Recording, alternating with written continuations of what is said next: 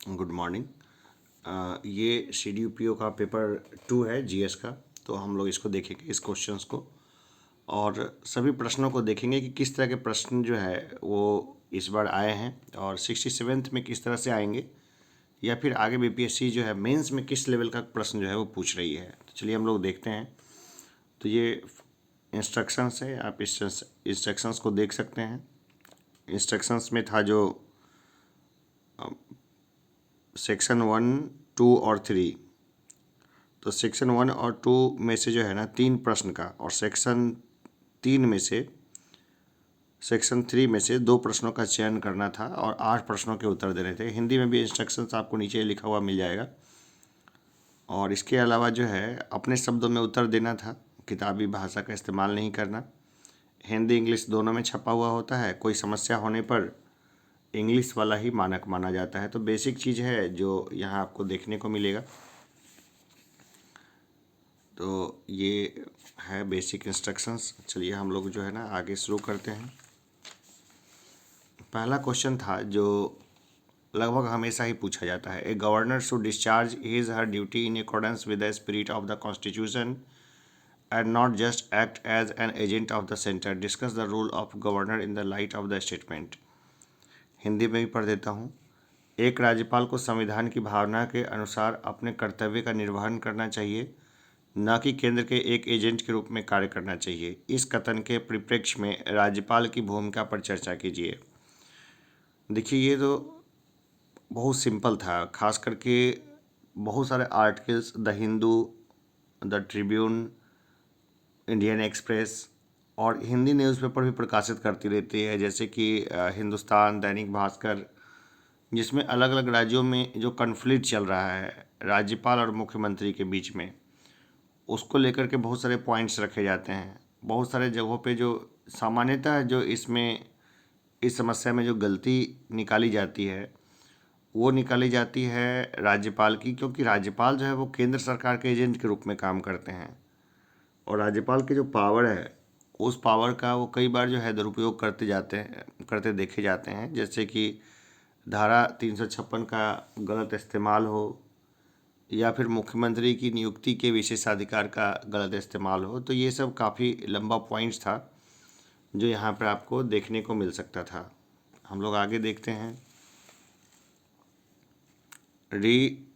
Promulgation of ordinance is a fraud on the constitution and a subversion of democratic legislative processes. Evaluate this observation of the Supreme Court regarding promulgation of ordinance. अध्यादेशों को फिर से लागू करना संविधान के साथ एक धोखा है और लोकतांत्रिक विधायी प्रक्रियाओं का विनाश है। अध्यादेशों के लागू करने के संबंध में सर्वोच्च न्यायालय के इस टिप्पणी का मूल्यांकन कीजिए। Reformulation of ordinance is a fraud of the Constitution and a subversion of democratic legislative processes. Evaluate this observation of the Supreme Court regarding promulgation of ordinance. सबसे पहले ये बताइए कि अध्यादेश होते क्या हैं। देखिए, जब कोई भी जो सभा है, लोकसभा सेंटर में मान लीजिए या विधानसभा स्टेट में मान लीजिए, जब अपने फंक्शन में नहीं होती है और उस समय अगर इमरजेंसी बेसिस पे सरकार को अगर कोई कानून बनाना होता है तो सरकार सीधे ही लोकसभा या विधानसभा से ये कानून बनवा लेती है। तो ये जो कानून बन जाता है, इस कानून के बनने के बाद क्या होता है, जो इस कानून के बन जाने के बाद उसको 6 महीने के भीतर जो है दोनों सदनों से पास करना ज़रूरी होता है। लेकिन सरकारें क्या करती है, जो 6-6 महीने में एक्सटेंड करती रहती है कानून को। तो ये जो संविधान में पावर दिया गया है, ये उसका मिसयूज जो है वो देखने को मिलेगा। तो इसके ऊपर में आपको अपने विचार तरीके से लिखने थे, फ्रेमिंग करते हुए।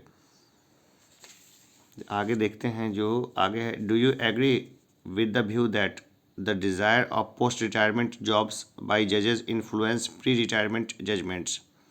क्या आप इस विचार से सहमत हैं कि सेवानिवृत्ति के बाद जजों द्वारा नौकरी की इच्छा सेवानिवृत्ति के पूर्व निर्णयों को प्रभावित करती है। देखिए, सबसे पहले तो प्रश्न को समझना जरूरी है। जो प्रश्न है वो एक तरह से जजों को जो है ना, मतलब घूस में पोस्ट दिए जाने की बात कर रहा है। अब न्यायपालिका पर सीधा तो आक्षेप लगाना न्यायपालिका की अवमानना होगी, लेकिन विगत में देखने को मिला है कि कैसे रंजन गोगोई को राज्यसभा का सांसद बनाया गया। इसके अलावा हम ये भी देखते हैं कि जो जजेस हैं उनको कुछ कॉरपोरेट हाउसेस में भी काम मिला या किसी न किसी संस्था के चेयर पर्सन बना दिए गए, ह्यूमन राइट्स हो गया या बाकी कहीं के हो गए, या फिर कुछ नहीं तो किसी ट्रिब्यूनल में उनको रख दिया। तो जजेस जो होते हैं ना, उनके पास सरकार के खिलाफ कई सारे मामले पहुंचते हैं। खास करके जो सुप्रीम कोर्ट ऑफ इंडिया में के जो जज होते हैं, चीफ जस्टिस, वो मास्टर ऑफ द रोस्टर होते हैं। तो कई बार देखने को मिला है कि सरकार के आइडियोलॉजी की तरफ जो इंक्लाइंड जजेस होते हैं उनके तरफ वो केसेस को भेजते हैं ताकि वो जो केस है ना वो सरकार के पक्ष में चला जाए। और प्रायः ऐसा देखने को मिलता है। जैसे अडानी के ऊपर जो केस था एक पर्यावरण संबंधी, उसको छुट्टी के समय में उस केस को सुना गया और अडानी के फेवर में फैसला आया। उसी तरह कई सारे केसेस को हम देखते हैं जो कोर्ट जो है ना वो अलग ही डायमेंशंस में चली। बहुत लोग बोलते भी हैं, एक काफ़ी वरिष्ठ लॉयर हैं हाई कोर्ट के, तो उन्होंने भी बताया था कि भाई दो कानून चलता है देश में, एक है गरीबों के लिए, एक अमीरों के लिए है। जैसे कि अगर छुट्टी के टाइम में कोई आदमी गिरफ्तार हो जाए तो जब तक छुट्टी ख़त्म नहीं होगी वो जेल में रहेगा, लेकिन अमीरों के लिए ऐसा कानून है कि रात के 12 बजे भी उसको बैठ के उसके बेल पिटीशन पे निर्णय हो जाएगा सुप्रीम कोर्ट में। तो ये सब चीज़ थी। तो क्वेश्चन का खैर डायमेंशंस पकड़ना था और जाहिर सी बात है थोड़ा सा जो है जो क्वेश्चन की प्रकृति है उसके अकॉर्डिंग जो है सच लिखना था अच्छे से। तो ये भी करंट बेस्ड क्वेश्चन था जिसने लगातार कई सारे एडिटोरियल्स पेपर्स के पढ़े होंगे, उनको इसके सारे डायमेंशंस अच्छे से मालूम होगा। आगे, why state funding of elections is not a good idea, discuss. चुनाव का स्टेट फंडिंग एक अच्छा विचार क्यों नहीं है, चर्चा कीजिए। अब देखिए इसमें दो चीज़ निकलती है, ठीक है ना, दोनों डायमेंशंस है। जो क्वेश्चन पूछ रहा है वो चुनाव का स्टेट फंडिंग यानी इलेक्शंस जो हो रहे हैं उसका स्टेट फंडिंग। अब चुनाव तो स्टेट फंडिंग से ही होता है, लेकिन ये चर्चा में इसलिए था जो कैंडिडेट्स है उसको स्टेट फंड करे, ठीक है ना। तो ये अगर थोड़ा सा लिखा हुआ होता कि चुनावों में कैंडिडेट्स को स्टेट फंडिंग करना एक अच्छा विचार क्यों नहीं है, तो ये ज़्यादा ठीक रहता। खैर यही था। तो लेकिन इसमें दोनों ही चीज़, जैसे अब स्टेट भी जो चुनाव कराएगी उसमें भी इसको बहुत कम खर्चे में चुनाव निपट सकता है क्योंकि वो ब्लॉकचेन टेक्नोलॉजी वगैरह आ गई ना। तो ये सब है, काफ़ी डायमेंशंस था इसमें, है ना। ये भी अच्छा क्वेश्चन था। आगे देखते हैं, economic growth and population growth are reversely related to each other, why and how, is it true in case of India also. अब ये कह रहा है कि आर्थिक वृद्धि एवं जनसंख्या वृद्धि एक दूसरे के प्रतिगामी होते हैं, क्यों और कैसे, क्या यह भारत के लिए भी सत्य है। अब देखिए भारत में तो जनसंख्या ज़्यादा है इसलिए पर कैपिटा इनकम जो है वहाँ कम दिखती है। अगर हम विश्व की अगर दूसरी बड़ी इकोनॉमी हो जाए या पहली इकोनॉमी भी हो जाए तो प्रति व्यक्ति आय में तो काफ़ी कम रहेंगे। तो ये तो सच होगा ही, है ना। दूसरा और भी इसके डायमेंशंस थे, जैसे वर्किंग एज पॉपुलेशन हमारे यहाँ ज़्यादा है तो इसका हमें बेनिफिट है। तो सब सारे डायमेंशंस को लेके इस उत्तर को लिखना था, एक डायमेंशंस को पकड़ने का तो कोई मतलब इसमें था नहीं। आगे हम लोग देखते हैं,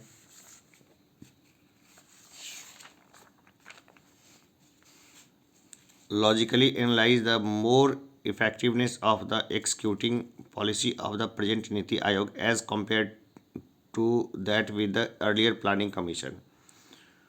पूर्व योजना आयोग की तुलना में वर्तमान नीति आयोग की कार्यकारी नीति की अधिक प्रभावशीलता का तार्किक विश्लेषण कीजिए। तो चलिए, बॉटम अप अप्रोच है और नई संस्थाएं हैं तो ध्यान अच्छा है, कई रिपोर्ट प्रकाशित करती है नीति आयोग, ये अच्छा प्रश्न था।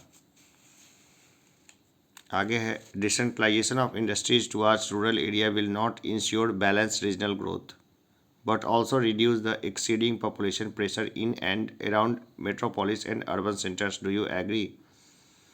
ये प्रश्न कहता है कि ग्रामीण क्षेत्रों की ओर विकेंद्रीकरण न केवल संतुलित क्षेत्रीय विकास को सुनिश्चित करेगा अपितु महानगरीय तथा नगरीय केंद्रों में एवं आसपास बढ़ते जनसंख्या दबाव को भी कम करेगा। क्या आप सहमत हैं? ये भी एक अच्छा प्रश्न था, इसको भी अच्छे से अटेम्प्ट किया जा सकता था। खूब बढ़िया प्रश्न है जिसमें कि आप मतलब अब देखिए कि अब ग्रामीण साइड में जो फैक्ट्रियां लग रही है खास करके कोरोना के बाद, जैसे मज़दूर अब जहाँ ज़्यादा रहे उधर ही आके छोटी मोटी यूनिट्स डाल दी बाहर के पूंजीपतियों ने, तो उसका क्या फ़ायदा हो गया कि घर के पास लोगों को काम मिल गया।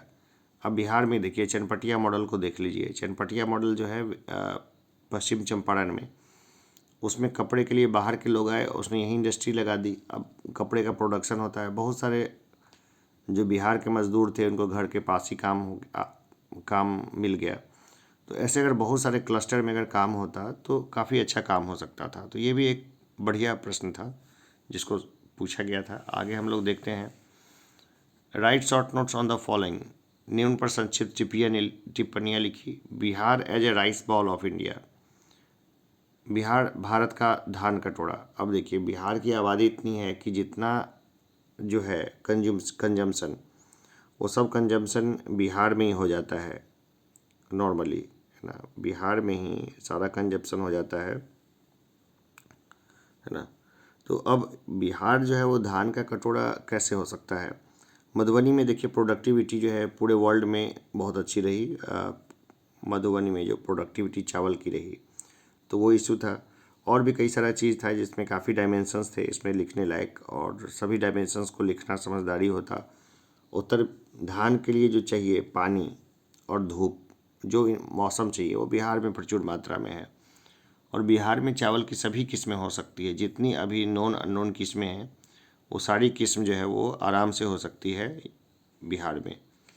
आगे हम लोग देखते हैं, बिहार का मधुबनी हस्तकला कुटीर उद्योग। तो बिहार का जो Madhubani handicraft cottage industry of Bihar है, खास करके इसमें मधुबनी पेंटिंग का मामला था जिसको आराम से इंसर्ट किया जा सकता था। और भी कई सारे कुटीर उद्योग हैं, लेकिन मेन तो मधुबनी पेंटिंग है जिसको बेचा जा रहा है, तो उस एंगल को इसमें ज़्यादा दिखाना था। अब देखते हैं, impact of the economy of Bihar for returning of Bihari's migrant labours from other states as a result of कोविड-19।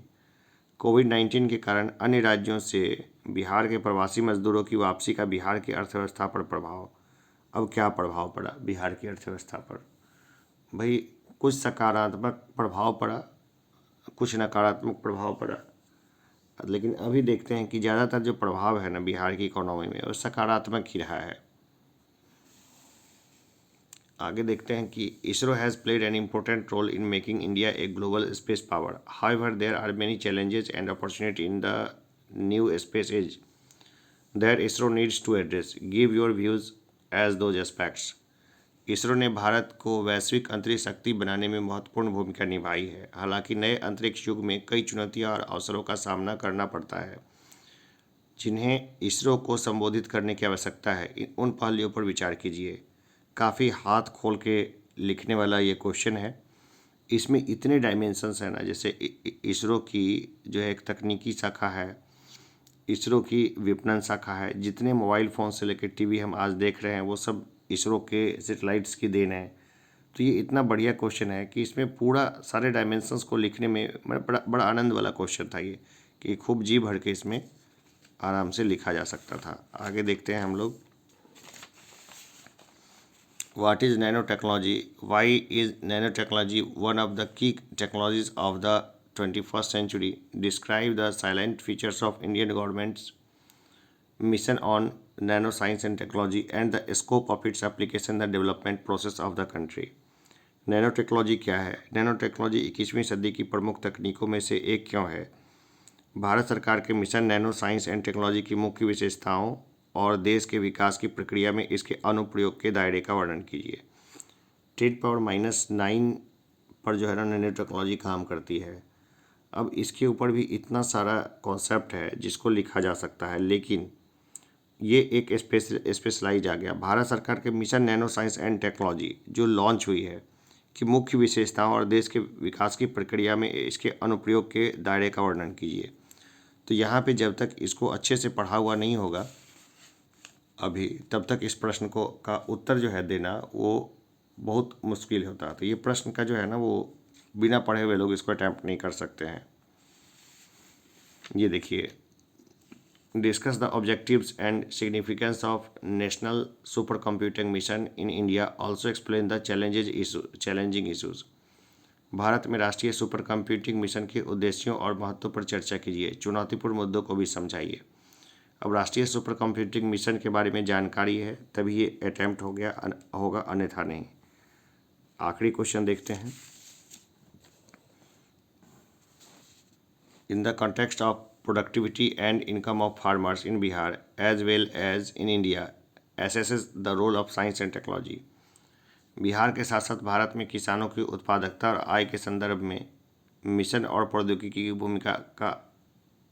की भूमिका का आकलन कीजिए। तो देखिए, इसमें तो बहुत सारी चीज़ें लिखने की थी, जैसे कि कई सारी चीज़ें हैं जो आप देखने को मिलता है कि क्या क्या था उसमें, जैसे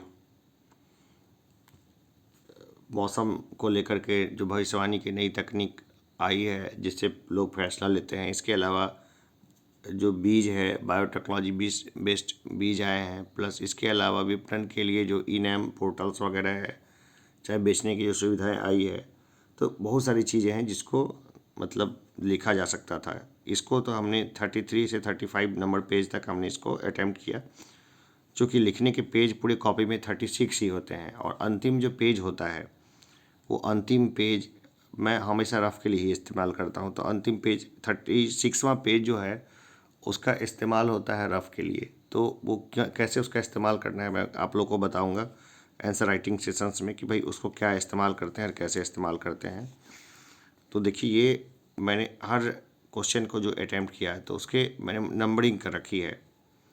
और देखिए, मेरे सलाह पे बहुत सारे लोगों का सिलेक्शन हुआ, बहुत अच्छी अच्छी जगह पे गए और बीपीएससी में डीएसपी तक के जो रैंक है वो हमारे निजी और बाकी चीज़ पढ़ाने से स्टूडेंट्स को हासिल किए, संदीप जी वगैरह हो गए। तो ये अच्छा है। चलिए फिर हम लोग मिलते हैं और मिलके बात करते रहेंगे। अभी के लिए इतना ही। धन्यवाद।